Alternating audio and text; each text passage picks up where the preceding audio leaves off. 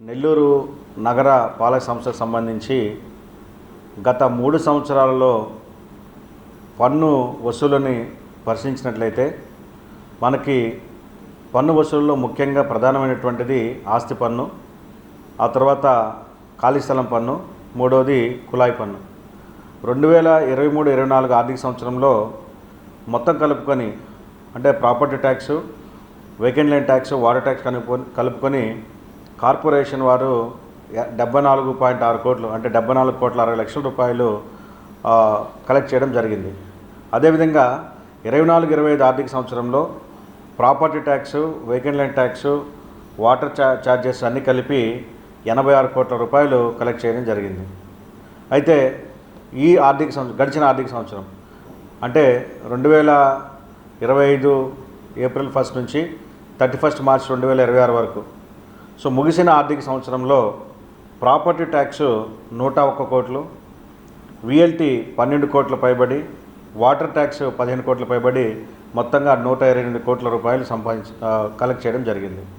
అయితే ఒక ప్రాపర్టీ ట్యాక్స్లోనే, ఆస్తి పన్నులోనే 100 కోట్ల రూపాయలు పైబడి కలెక్ట్ చేయడం అనేది నిజానికి గతంతో పోల్చితే 45% అధికంగా కలెక్ట్ చేసినట్టు.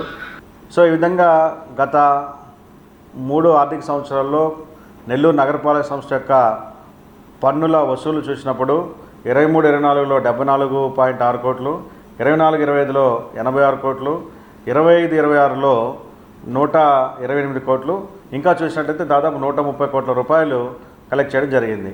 అయితే ఇందులో అధికంగా ఆస్తి పన్ను ప్రాపర్టీ ట్యాక్స్ మాత్రమే 101 కోట్లు కలెక్ట్ చేయడం జరిగింది. దీనికి సహకరించేటువంటి నగర ప్రజలందరికీ కూడా, ప్రతి ఒక్కరికి కూడా అభినందనలు, మరి ప్రతి ఒక్కరు కూడా ధన్యవాదాలు తెలియజేస్తున్నాను. ఈ నగర అభివృద్ధిని ఆకాంక్షించే పౌరులుగా, బాధ్యత కలిగినటువంటి పౌరులుగా మీరందరూ కూడా నగర అభివృద్ధి కోసం పాటుపడేవారుగా, ఈ నగరంలో మొట్టమొదటిసారిగా నగర కార్పొరేషన్ చరిత్రలో ఆస్తి పన్ను 100 కోట్లకు పైబడి రావడం అనేది ఇదే మొదటిసారి. దీనికి సహకరించిన ప్రతి ఒక్కరికి, ప్రతి పన్ను కట్టేటువంటి అందరికీ కూడా ప్రత్యేకంగా ధన్యవాదాలు తెలియజేస్తున్నాను. మీరు ఈ విధంగానే సహకరించి ఈ నగరాభివృద్ధికి ఇంకా తోడ్పడతారని చెప్పి ఆశిస్తున్నాను.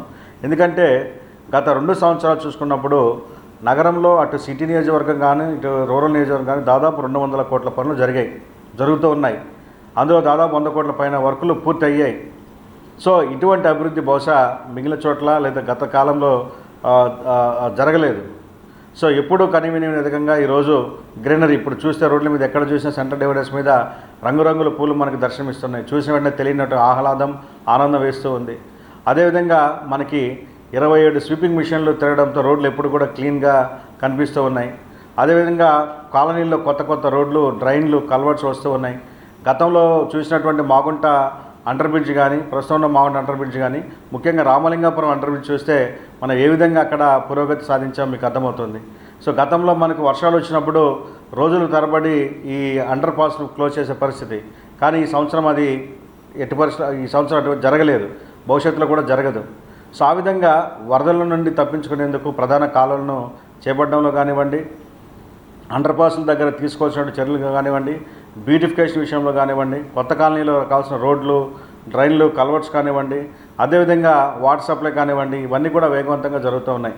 ఇటువంటి తరుణంలో నగర ప్రజలందరూ కూడా జరుగుతున్న అభివృద్ధి గమనించి ఇంకనూ కార్పొరేషన్కి రావాల్సినటువంటి సుమారు 150 కోట్ల రూపాయలు బకాయిలు ఉన్నాయి. అంటే వాటర్ ట్యాక్స్ కానీ, ప్రాపర్టీ ట్యాక్స్ కానీ, వేకెంట్ ల్యాండ్ ట్యాక్స్ కానీ దాదాపు 150 నుంచి 200 కోట్ల రూపాయలు ఇంకా బకాయిలు ఉన్నాయి. ఇంకా వసూలు చేసింది సుమారు 130 కోట్లు అయితే వసూలు చేయాల్సింది దాదాపు 200 కోట్ల రూపాయలు ఉంది. కాబట్టి అంటే వడ్డీతో కలిపి.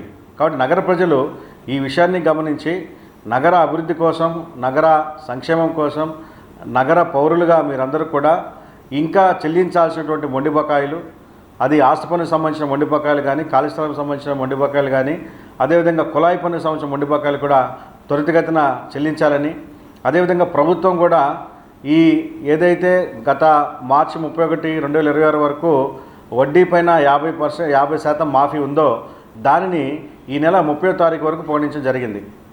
వడ్డీ మీద ఆస్తి పన్ను మరియు ఖాళీ స్థలం పన్ను పైన ఉన్నటువంటి వడ్డీ వడ్డీ పైన మాఫీని 50% మాఫీని ఈ నెల 30వ తారీఖు వరకు పొడిగించడం జరిగింది, ఏప్రిల్ 30 వరకు.